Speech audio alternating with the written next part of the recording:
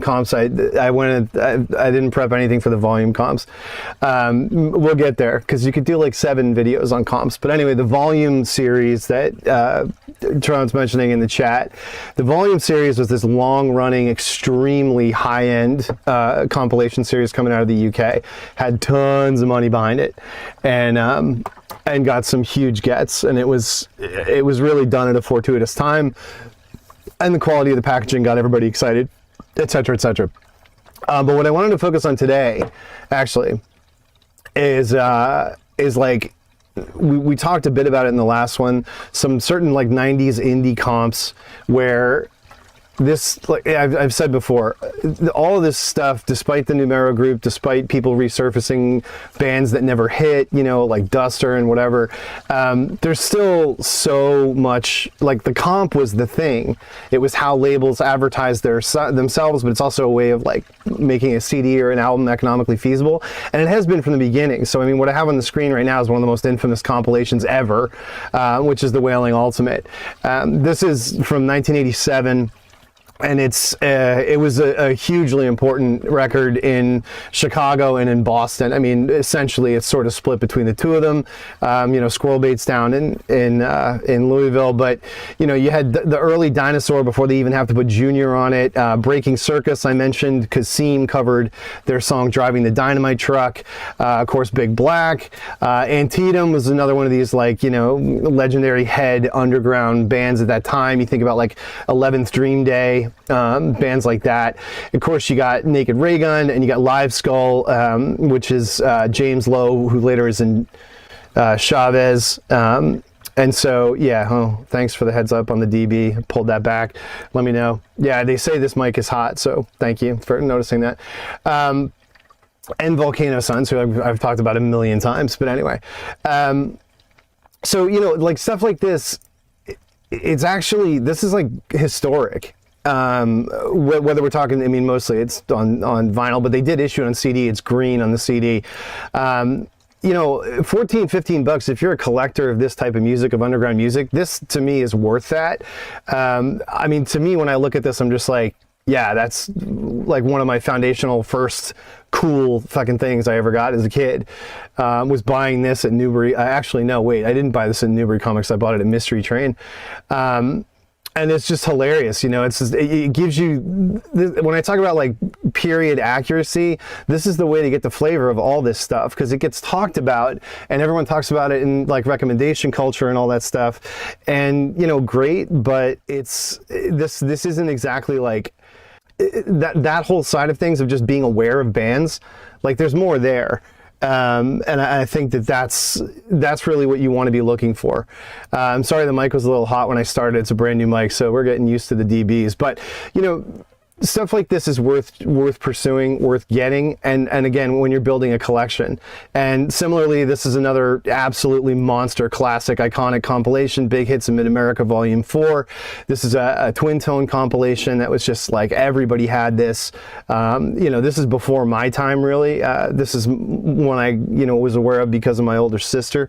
And this is one where, you know, it's a joke, kind of like it's a throwback to, there was this thing called Big Hits of Mid-America, like in the old grandstand rock and roll days. And so the joke here is, you know, you call it that, and it's like, you know, Bob Dunlap, Slim's Brothers, like effed up band, and like Breaking Circuit. This is where, you know, Seam and everyone else heard Driving the Dynamite Truck, this like mid-tempo 16th hi-hat song by Breaking Circus. And you know, it's the Jayhawks were like still indie and cool at this time, and Halo of Flies is on here. Another great band that if you haven't heard Halo of Flies, you can get all their stuff pretty much on one CD on an AmRep, on Amphetamine Reptile. That is they were such a great band. I mean, huge influence on the Jesus Lizard and all kinds of like my favorite music from Chicago and really from, you know, the 80s and 90s in general. But this, you know, these are like iconic ones that you know, you can still get, because despite, like I said, despite the fact that there's lots of noise around, like, you know, making sure that everything is annotated. You know, I hate this fucking annotation culture that we live in. Everyone wants to let you know that they know. Great, you have the fucking internet. How hard was it to know anything? Like, you're not proving shit. Shut up. Stop ranking everything. It's so irritating. But what happens because of that is this stuff falls under the radar because nobody actually knows or experienced it. And so it's not getting rec and it's not getting around. You can get this right now, the LP, for $7 with a promo cut. I mean, this thing is absolutely fucking iconic. And, you know, it's just silly. Like, I mean, like I said, Dunlap's and the replacements are on one cut. And this is just, it's a void because this doesn't exist, you know, now. Like, if Numero Group comes out and does a reissue of it, sure, yeah, you're all going to be, this is my favorite comp I've ever heard, right? Yeah. But it's just, there's lots of interesting voids like this that where the reality of what underground rock was, you know, at that time is one of the biggest blind spots going, and it continues through the 90s. I mean, I talked about this in an old video. If you look at the streaming numbers for these bands, the ones that haven't been hit by Numero and the reissue culture and aren't getting recycled, and everyone's getting told, you know, oh, this is where Midwest emo comes from, let's make a TikTok about it. You know, these bands are doing nothing, no numbers. And until they get that treatment, they're going to continue to be like essentially free. I mean, look, some of them have gotten surfaced and gotten passed around. Like, if you try and get Seams, the problem with me on vinyl, it's going to be like $100, which is hilarious. But, you know, there's tons and tons of stuff that just is like still in a void. So that was one part of the comp thing that I kind of wanted to mention. But this is not about value. This is just like, comps are as iconic as bands, as like the replacements, Let It Be. Either of these, you know, this cover to anybody at that time is just like, boom, everybody had this. Like, this was these were kind of like the agreed upon objects. And because they were comps and you get more than one band, like, that's good value. So comps were a big deal then. What changed after alternative blew up is that comps became a marketing tool. And I'll never forget this one. I had this shit. And like, I bought this when I was like 15, 16 years old. And it's a compilation advertising vodka. Like, that's sort of not okay. And it was a really good comp. You got Lush, the remix of Super Blast, you know, Wait Up. This is where I first heard the new stuff. Like, this wasn't out yet. Uncle Tupelo's March 16 to 20, the acoustic album, it wasn't out yet. So I didn't even know it was coming out, because back then you wouldn't have like a fucking release date slate where you were going to know there's a new Uncle Tupelo dropping or whatever. So Wait Up is this beautiful song from that. I didn't know the whole album was going to be acoustic like this, but anyway, you know, you got the Ballad of Peter Pumpkinhead right at the top, and it's really like EMF's hard rock. You know, we're not a dance pop band. Second single getting through, and the Mary Chain Sugar Ray. You know, this thing was like, you know, it was given away. Like, you filled out it was in Spin magazine. You filled out a postcard and sent it in, and they sent you this. And, you know, all of these still does playlists on Spotify, probably. Selling alcohol in a CD is legal and cool. Word. Yeah, no, I mean, this is sort of the thing. Branded comps like this, like, it's when you're going through and building a cart, and you're building a cart where you're trying to get value and get the most number of CDs you can, don't sleep on the various section of any store, because stuff like this is, generally speaking, totally devalued. There's not like a lot of little, and whatever value it has is in the eye of the beholder, right? Like, for me, like, I want this, and I mean, someday I'll buy it back, because I had it when I was a kid. There was a second one too, the next year, and I think they only did two.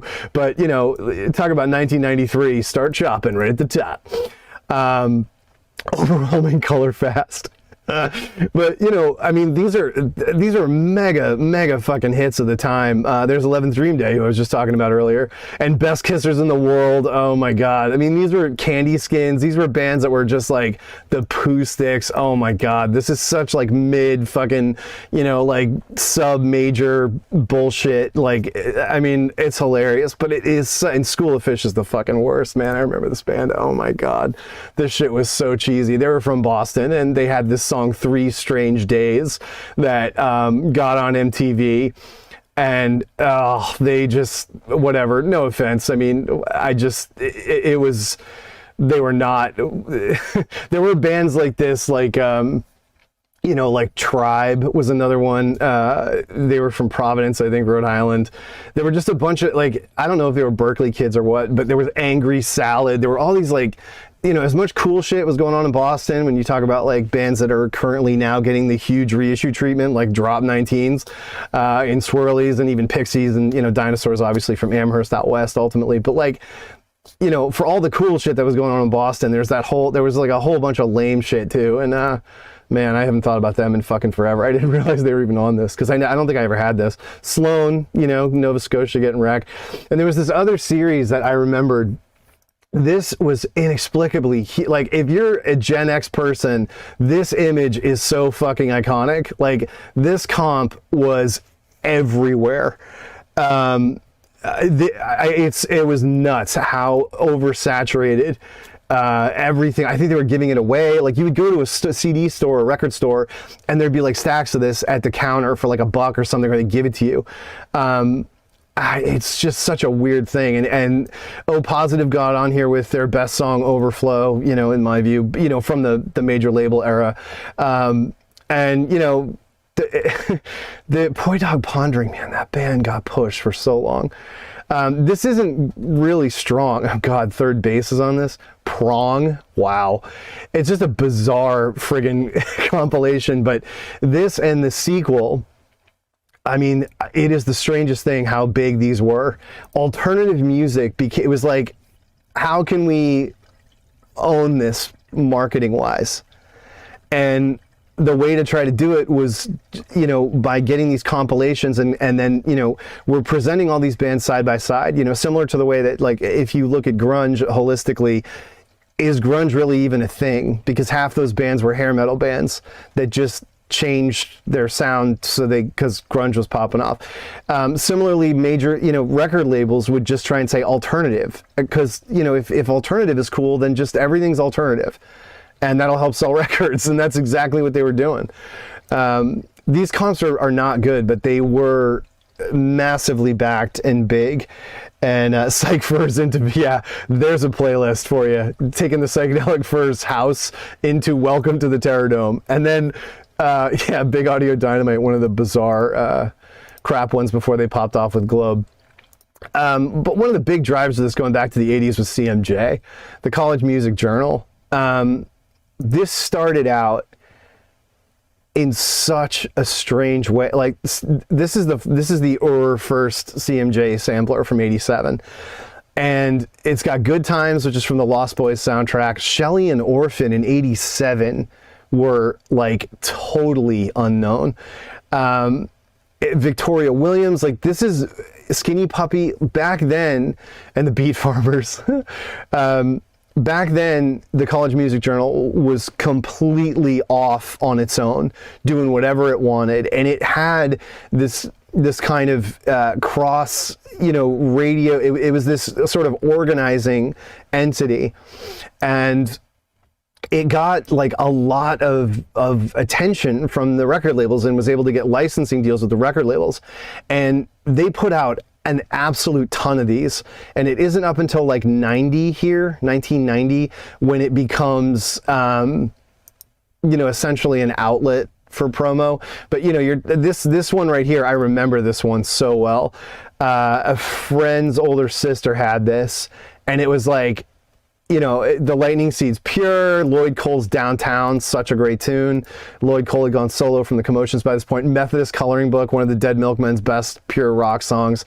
You know, this is the one I remember as a kid, you know, from someone's older sibling getting it from college. And this run is pretty solid. You know, it's really not until grunge happens that, like, alternative music doesn't need any help anymore. And that's sort of the big fracture, and I've talked about this on and off in various places. The big fracture is that when grunge becomes mainstream, then sort of mid-tier alternative rock doesn't need as much help anymore, and at the same time, people don't want to be marketed to, so they run away, and indie rock, you know, and a million fucking labels all start up to hide, to get away from the fact that the commodification of, like, cool music has been happening, you know, to a degree that makes it uncool, whatever. It's all bullshit, but it was kind of the flavor of the time. And I always found it really funny that when you go back and look at it and you look at what was considered like really out of the realm of normal. I mean, none of these bands could get on radio or on MTV, but yet they were on major labels, you know, like, I mean, essentially Wire Train was on basically Columbia. I mean, INXS was huge, but they needed CMJ to help promote them. That's how bad it was. You know, this is pre-Kick. Listen Like Thieves had done okay, but Listen Like Thieves was completely a college rock record. You know, What You Need was a hit, but What You Need was almost like a new wave hit. It was like an alternative hit, an REM hit, like The One I Love. Like, for INXS to go from What You Need to the world saturation of Kick was not expected. It was definitely a surprise, you know, for the label. But I pulled some ones out that, you know, I remember from the time. One of the ones that was a huge deal that you can get for nothing, well, $4.99, whatever. I picked this up for nothing on a spin through. Spin Art was a weird label. This label actually, this is their first thing they put out, was this compilation that has Lorelei and like Magnetic Fields, you name it, like, you know, back when White Town was alternative and hadn't had this freak hit yet. Swirl, Small Factory, Velocity Girl, you know, Courtney Love does Baseball Bat on this one. Lilies, this compilation was enormous, and it was the first thing Spin Art put out in '92. It was where so many people, you know, first heard all these independent, you know, underground bands that were just on 7 inches and stuff and were in disparate communities. Like Magnetic Fields wasn't getting around yet really in '92. You know, Crayon's on here, and it's, no, it's not. It's, yeah, maybe I should clarify. This is not Courtney Love that was married to Kurt Cobain. It was a band named after her, with Lois. And if you don't know Lois, she was fantastic. She was a solo artist that was on K, and Strumpet is such a good record. There's a lot of really, really good 7 inches too that I had and loved at the time. But anyway, there's also a comp that got put out later. This is phenomenal, but it was, you know, Japan only. This has got everything you need. But anyway, yeah, sorry, a lot of assumptions I probably shouldn't make about what people do and don't know. But you know, Black Tambourine were, you know, a big Mid-Atlantic band all around the same time as all the Slumberland and those bands, but yeah, this was a massive indie comp, and again, this is how so much of this stuff got around. You know, there've been lots of them like that. This was another great one, the Hip Swing comp Kay put out. This is like right after Nirvana blew up, when Calvin was trying to get all the English bands, license all the English and European bands, like when he did what were they called? It was Snuff. He did Snuff, and he was trying to get involved with Billy Childish and the Headcoats and stuff, and it didn't really work out. But this one has a lot of really good stuff. The Hip Swing comp, look for that. It's, yeah, no, definitely, yeah, I can see that. When that comp came out, Black Tambourine got kind of resurfaced in a weird way, because the initial comp that, you know, someone my age would have had that came out in the '90s was very different, and felt like a, you know, that band is from another time and it's over. But then they got the packaging, even everything about that weird comp that came out in the 2010s. I wasn't into. I found this as a weird one. It's a Warp sampler from '94. This was given away for a gig in Australia. Like, it wasn't, I don't even know if they released it, but yeah, it's a super early Warp comp promoting a big Australian show they did with Autechre live. And it's really funny because it was produced over there, and it's like all wrong. So it says Autechre wrong. It's spelled wrong, Autechure, and then Incunabule instead of Incunabula. It was this promo CD for this party that they threw, and there's nothing rare on it, really. I don't remember 100%. It's got like Quoth, I think, you know, Surfing on Sine Waves, Polygon Window, but yeah, Autechre, exactly. yuck. But it's another weird one, and it has theoretically no value for the music that's on it, but as an object, it's really cool. It's just a really cool, again, piece of history from when Warp was starting out. Now, I had talked in the past, too, about this one, because I started out with that Homestead comp. The Peace and War comp that eventually evolved into this enormous 3 CD thing. This is a must, and it doesn't get a ton of like a general record collector circles, but be on the lookout for it. Like this expanded issue just encompasses so much great stuff. It's New Red Archives, so it's got tons of stuff from the Bay and what would become Gilman Street, etc. I think whatchamacallit, but it goes from all over. I mean, Articles of Faith from the Midwest lead it off. You got the Dicks, from down Texas, right? And who was I thinking of? Christ on Parade. Christ on Parade has to be on this. Yes. No, Christ on a Crutch and Christ on Parade both have to be on this, I think. But anyway, this is a monster comp. Such a great survey. And like you could figure out if any of these bands are kind of for you and then go and, explore them. Or Ticker. But there's another indie one from the 90s I forgot about, and I only have the promo because I was running a radio station when it came out. When the Lounge Acts Club was like kind of being threatened by a landlord or having their rent raised or something, Touch and Go, Quarter Stick, etc., that whole thing came together, and in 96 they did this CD benefit to try and relocate Lounge Acts. It was properly released with our album art and everything. It has I believe a unique version of Seems the Prize Fighters, which is better than what ended up on I think it's Are You Driving Me Crazy? I think it's that record. I think it's the one with the wave on the cover. I can't remember. But anyway, it's got Jesus Lizard. It's got Yola and the Cocktails doing Attack on Love.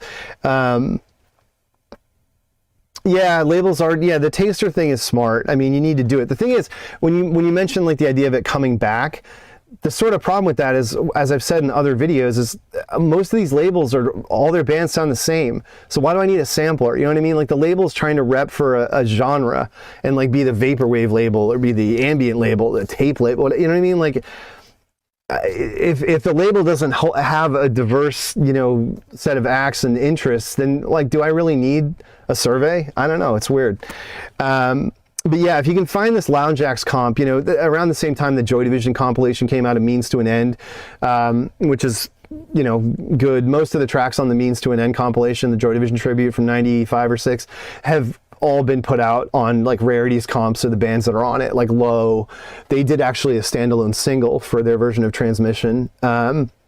But yeah, these are like good, cheap comps that have good stuff on them. You should be able to find in that various section. Also, Do the Pop, talking about Australia. This thing, there's like loads of copies of this. It's got like 70 songs on it.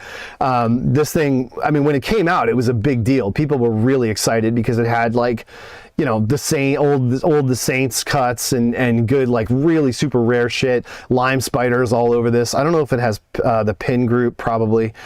Celibate Rifles, it. I mean, it's just, it's such a great survey of so much good shit that was going on over there.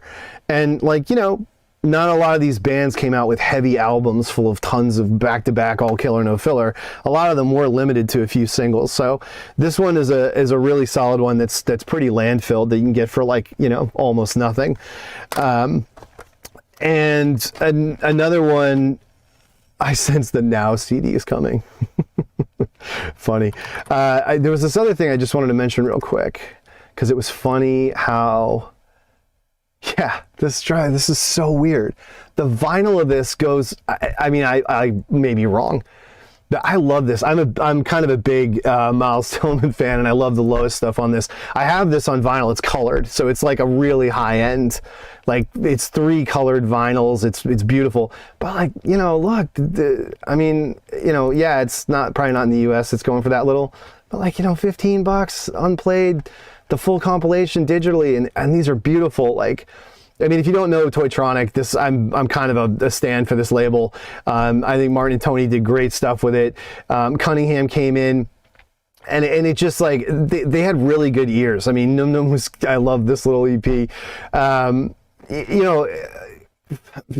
to find, you know, of course you got more music and stuff, but I really like these three here. These are the records I was talking about, this 3D concept set, and the fact that the compilation is relatively going for normal prices, just something I'd recommend. It was just because I pulled it, you know, and I guess I should talk about this one since we're on the genre. The Excursions and Ambient series. This was absolutely enormous in the early 90s. Again, sort of a Gen X thing, but when you know, what became IDM, when like electronica and techno took off, and it was like, oh, FSOL and bioforms, and we're all gonna, like, you know, grow cyber arms out of our heads, like, you know, optimistic, you know, accelerationism or whatever. This, I mean, God, look at that art. That shit is fucking period as hell. It's so good. I think the bubbly little font shit, it's so good. But the key thing about this one is it has the deleted song from Saw 2. This is on digital, as good as it gets. This is Stone in Focus, the 10-minute amazing meditation that, because of running length, had to be removed from Saw Selected Ambient Works Volume 2. You know, one of the linchpin records of all of ambient and electronic music ever. Aphex Twin, obviously, biggest name. This also has an incredible Spectrum cut. And you know, if you don't know Spectrum, Pete Kember, aka Sonic Boom, this is after the breakup of Spaceman 3, he goes one way and Jay Spaceman goes another and forms Spiritualized. So this is before he became like harsh noise shit, and you know, he starts doing the EAR thing and moving over with them, and Sympathy for the Record Industry, and it gets kind of harsh and like way too experimental for me. This is a great middle ground. It's a beautiful piece. And you also have a Seafield cut from Kike, their first album on Too Pure. This series, you know, tons of metal bands are bringing this art style back. I'm not shocked to hear that. This isn't going to necessarily go for cheap because of Stone and Focus. That's your issue. But this was on Virgin. I mean, Astralworks was the electronic imprint. It's owned by Universal as of 2012. I believe this was a Virgin sponsored thing, indie, pseudo indie. Yeah, I believe Virgin had their hand in it early. I'm not 100% sure, but this series, which doesn't have its own tag, unfortunately, they did. I can't remember how many they did before they quit. There's 4 for sure. This third one is the killer one you really want. The second one, yeah, this is super early. Like, this stuff is so shaky. You know, you still got like Bill Laswell shit going around. Yeah, this one is more of that. This is so straight, like, techno-futurism shit, like the first Artificial Intelligence compilation. These don't look crazy expensive, so yeah, they did 4. But the first one is awesome. This is Psychic Warriors of Gaia. This is like, if you go, this is Sub, and this is Doves. Actually, this band becomes Doves. They started out as a really shitty techno band called Sub. But I mean, for period correct, this shit is hilarious. This whole series is so on it. Again, it's not going to be cheap, but if you find it, if you see it in your various of a story you're trying to build a bag off of, this was great. FSA ended up on the last one, and LeBradford. So like, by the time of the last one, Cranky's starting to blow up, and everyone's got Precision, the first LeBradford record, and they're like, oh, this is the future now. Now it's going to be Art Deco, fucking, yeah, like, man, Cranky came out so strong. Like, full respect. If you don't have his book, You're With Stupid, that just came out, I'm sort of ambivalent about the book. It's kind of bitter. He really thinks, like, look, the guy's a legend and everything. A Chicago head. He used to work out there. I forget. I read it in like 2 minutes and I just kind of forgot about it.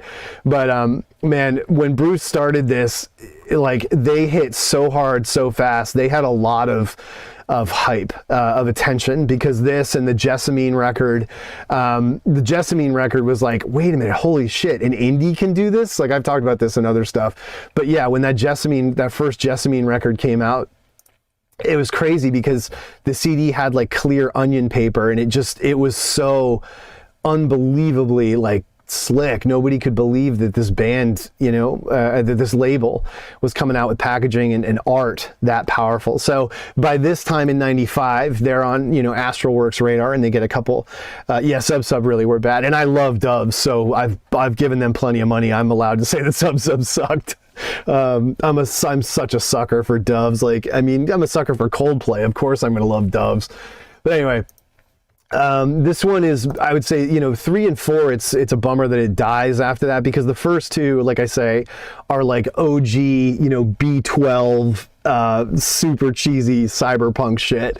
And then the second two, it's like super fucking legit good stuff, both from, from Cranky and the American side, and like I say, from having Aphex, on the third one, and Spectrum, that Pulstro neon size, so good. So yeah, those are just a couple of little call outs when you're comp surfing, but yeah, I did pull it, kind of promised.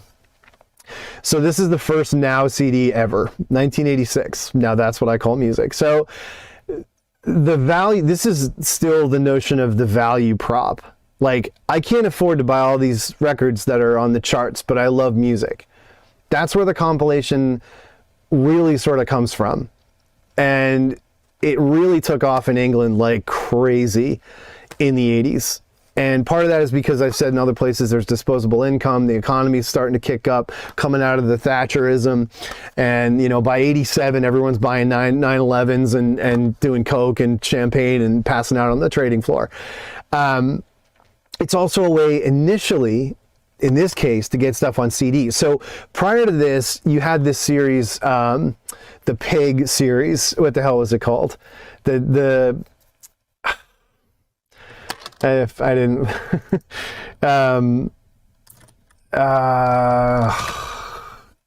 what the hell was it called? If anybody from the UK is in the chat and can tell me, I can't remember. But there was this series that had a picture of a pig with sunglasses on it. And these cassettes would have all the novelty songs, like 19 and even Art of Noise, Close to the Edit. That's how I heard about them, was on these cassette compilations in the UK that a friend who had moved here from the UK had. And they were usually double cassettes, like in the uniform, like it was a double fold out J with a single plastic spine.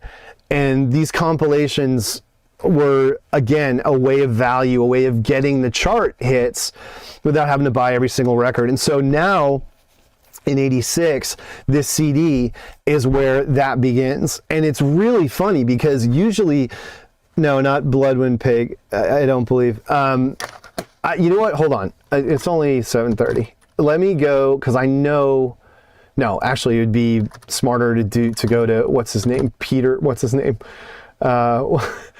Not, what the hell was the guy's name? Hold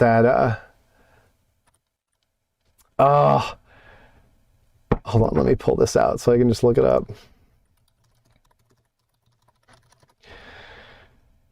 Paul Hardcastle. Paul Hardcastle's 19. No, 19. Oh my God. This shit was everywhere in 1985, let me tell you. So if I go to compilations here, I'm trying to see if I can pull this up, and then I'll be able to figure out what the hell I'm trying to talk about. 1985 on fire. Disco Summer Greatest Hits in 1985? No, it's not this. Damn. No, it was Now. Is it Now? No, this is damn it. Well, I'm not finding it, unfortunately, but I know this thing exists, and rather than waste a whole bunch of time on it, I guess I'm gonna have to figure out what the hell it is I'm talking about, and we'll come back and I'll go through those. Oh, that's so annoying, because I hate that I can remember it, but I can't tell you about it. But there were these tapes, and it was a pig, and the joke was like, you're greedy and you want all the hits, And I found one that's just a Now comp. I added. Oh, let me check. Thank you. Yeah, that's it. That's exactly what I'm talking about. Okay, so that's how the Now comp started then, was that pig logo. You got it.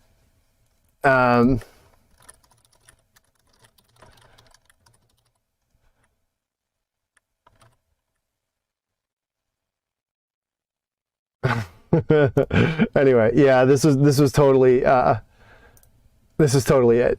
So it was the Now series then. So that's my mistake.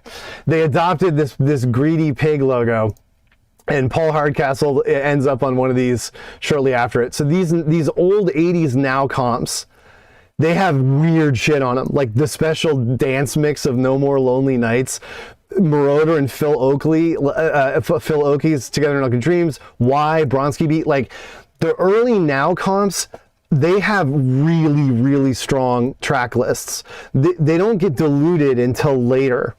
I mean, generally speaking, Now comps are strong, but when you look at it in the 80s, they're trying to get people to buy them, and so they're really stacking them.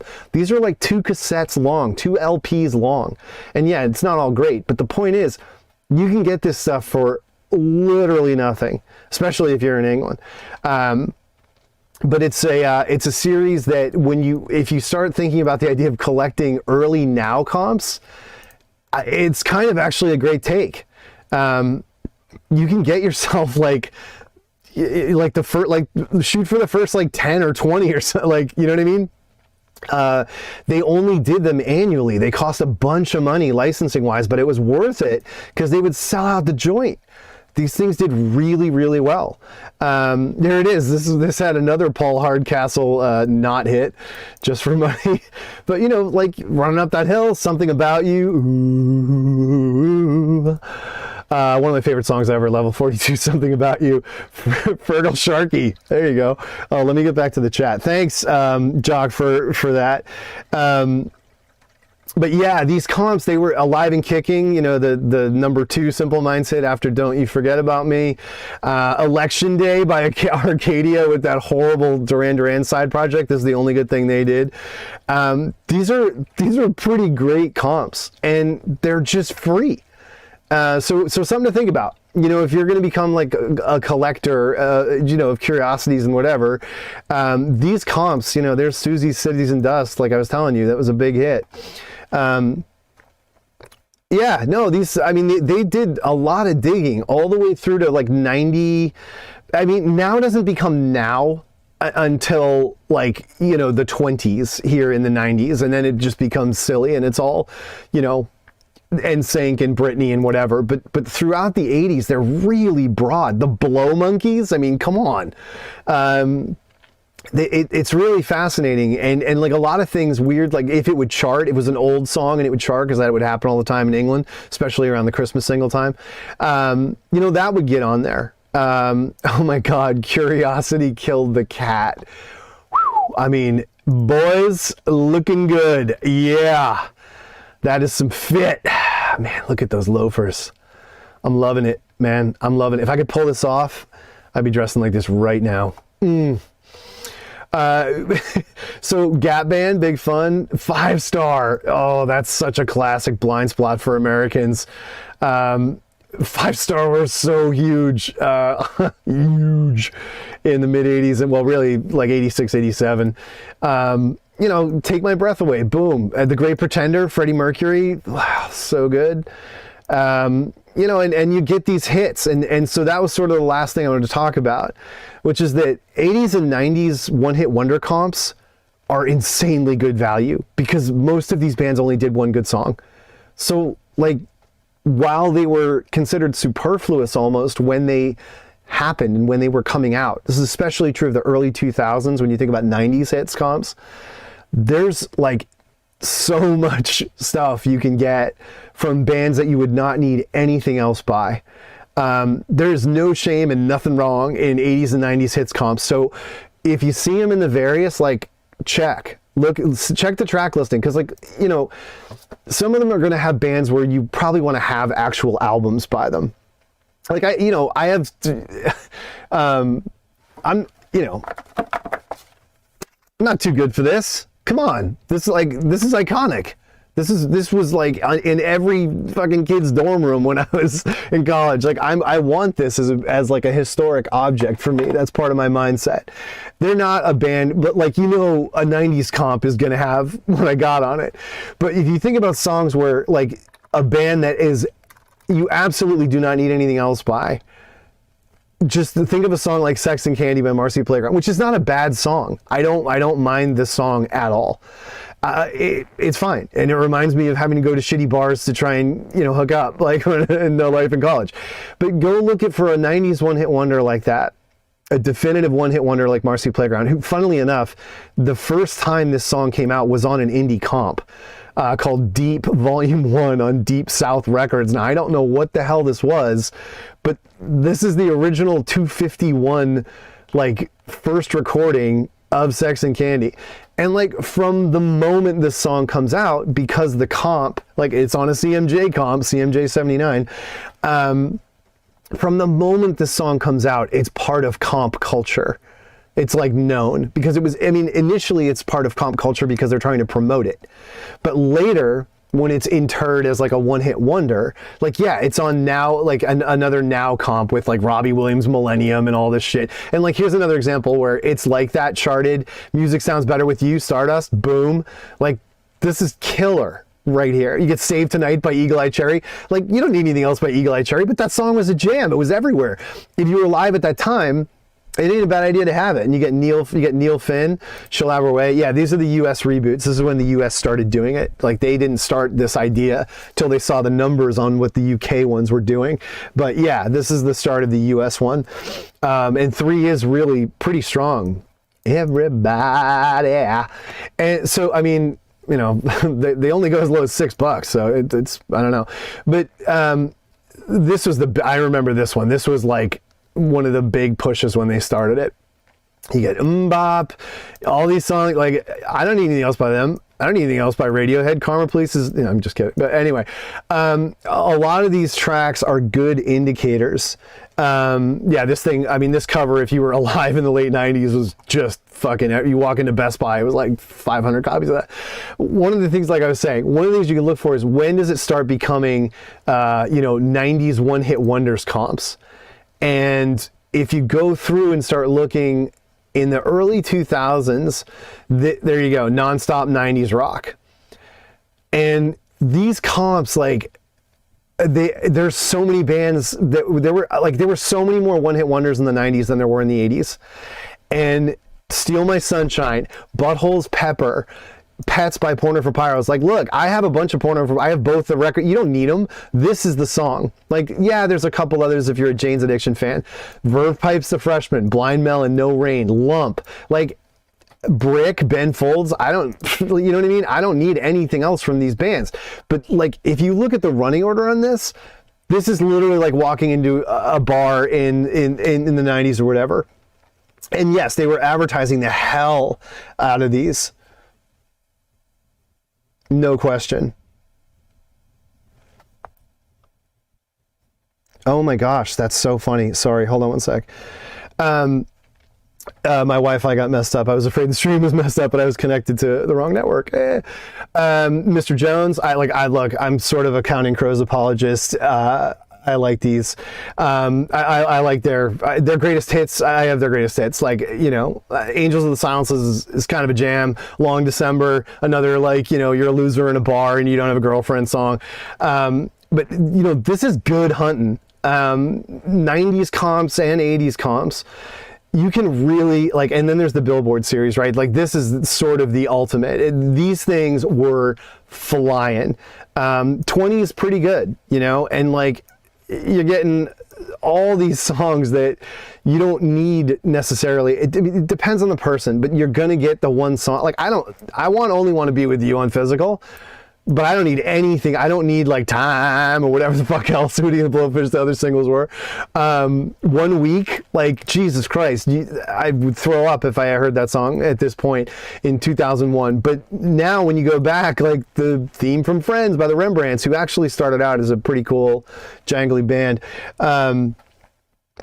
Mr. Jones is a weird one for you. I can see that. I agree. I think it's a good song. Like, the guy is such an ass. Like, it makes it hard. He was such a weird, like he was really annoyingly full of shit when they blew up, the singer from Counting Crows, and like he had real mental health issues, so I don't want to be like, you know, not sensitive to that, but he did not handle success well. He was one of those guys who was like, oh, I always knew it was going to happen.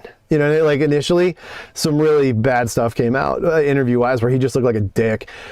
Big Shiny 90s is a great one, right? Okay. Silver Chairs Tomorrow. Yeah. Oh, love this song, man. And I mean, they're kids. You got to give it to them. These comps are insane. And if you can get them for nothing, I mean, like, just what a good mix. You know what I mean? It's like a fucking mixtape. The Impression I Get, the Boss Tones, Never Let You Go, the Marshall Crenshaw ripoff, Third Eye Blinded. There's Pets again, and there's What I Got, like I said. There's so much value in these. And again, if you're somebody who wants the whole Elastica record, which I think that first album is great, then great. But if you're not, you probably remember Stutter, and, you know, I don't understand why Faith No More's Epic is on a 90s comp. What? That came out in like 88. What the fuck? Anyway, no accounting for accounting, I guess. Impression that I get. I need to add that to the soundboard. Oh, that's not a bad idea. Yeah, man, yeah, no, that's more than they can get the soundboard of the Impression I Get. I gotta update it, I do. You're fucking joking. But yeah, these one-hit wonder songs like this, Three Doors Down's Kryptonite, they can kind of be a good way to go and find somebody who's got one of these comps for nothing, and then you can just kind of, you know what I mean? Like, if you're trying to fill out, I mean, of course, this was the big one. Rhino came in and just, you know, got it all, and these things. It's just silly that like somebody trying to get this for $50. I mean, these are such landfill special markets, like UMG licensing bullshit box sets, when almost everything on this would be, you know, absolutely available on any of these, and there's a lot of value there. Is it kind of diffuse? Is it not concentrated? Yeah, it's not. But it's solid. It's a solid way to get some value. And again, you know, pepper the collection with things that you might want to listen to, but you would not want to load up on, because you can track out like 4 or 5 onesie twosie one hit wonders that way. You just pick that song, whether it's like, you know, Sex and Candy or the friggin' Verve Pipe or whatever. Things that ended up on these landfill comps in the early 2000s, there's so many of them, and you can get it for nothing. And like I say, if you really like or get turned on to something you haven't heard before, which you probably have, then you can explore that further. And it, you know, it's, again, it's an option. When you got to think in terms of rounding out your carts, right? Like if you're going in for something that you want, you've got a cart built up, like you want to maximize your value. Comps can be a great way to do it. You know, this one in particular, I didn't pay much for it, but this is the first CD. I looked up and researched like what was the first Now CD, and it's this. And you know, again, you talk about how much they spent on licensing and stuff. Like, holy crap.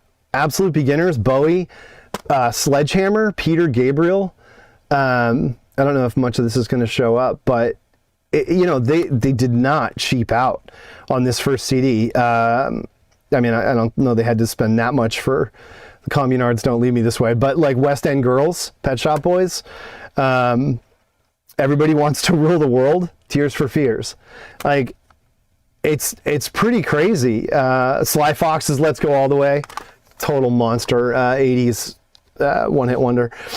But the Now comps are interesting because similar to the Billboard comps in America, they are timepieces, and that's sort of the last point I would want to make about comps. The Billboard comps, the Now comps, you know, especially the early ones, they really don't just function as like to get you to buy them by having hits. They're really kind of, you know, time capsules. They're really kind of time capsules of what was going on at the time. And I talked about this in an earlier stream relative to erasure, right? Like you can get pop and you've got 20 erasure hits, but if you actually get the albums that those hits are from for nothing, then you're getting an impression of what erasure was doing at that time. And similarly, these comps were not necessarily all about getting the hits. They were about being surveys of the time period and spreading that net kind of as wide as possible, because you want to attract buyers from all different, you know, like Patti LaBelle's on here, Jermaine Stewart's We Don't Have to Take Our Clothes Off. You know, we can have some cherry wine. But, you know, it's a way to look at expanding a collection, particularly with CD. But, you know, if you're a vinyl person, these go for nothing too. So, you know, comps, we can go forever on comps, but it is something you want to, you know, you want to think about, because again, when you look at like No Thanks, the punk rock, Ryko box set, and, the one that we just had up, here, where was that? You know, when you look at these things and like the shoegaze box sets, that have come out, there were two of those, the Brit box, the silly packaging on these, you know, and what I don't know why, like it's set up like a Starbucks thing. Like the idea that you would pay this kind of money for this crap when you know it's spread across all these other ones, really silly. $70. That's a slab of piss and I'm packing Winnie Blues. Get the boys round. Have a good night. I would keep it in mind. And there's no end to it, you know. There's no end to how many different genres.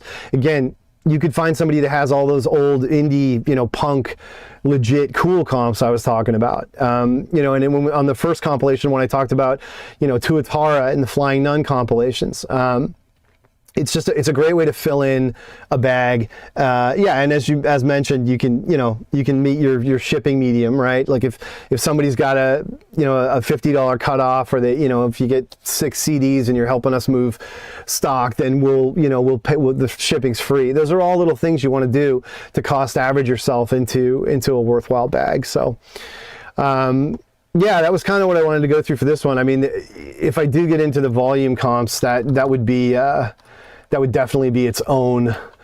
That would be like a good half hour. These things were incredible, but maybe we'll do that because of the holidays. I haven't done the last 2 Sundays, so I will, even though it's going to be New Year's Day, I believe. I'll try and make sure I'm on Sunday afternoon for any EU and UK people that are coming through. And maybe we'll go through the volume comp, because that would obviously land better for that audience anyway. They were over here, but they weren't nearly the phenomenon that they were in the UK. And there's a whole ton of like Warp. I just showed that one anomaly because it was next to another CD I was pulling. There's a whole ton of stuff for electronic and ambient and D&B and IDM that we could get into. So whether or not I go back to back with comps or try and do a more targeted artist-based one for Sunday, that'll be out there. We will get to that. So yeah, I mean, thanks for coming through again, everybody, and see you elsewhere online. So peace. Managed to avoid the emo diaries. I could have pulled it. I also could have pulled like the Jade Tree comps. I spared you a lot.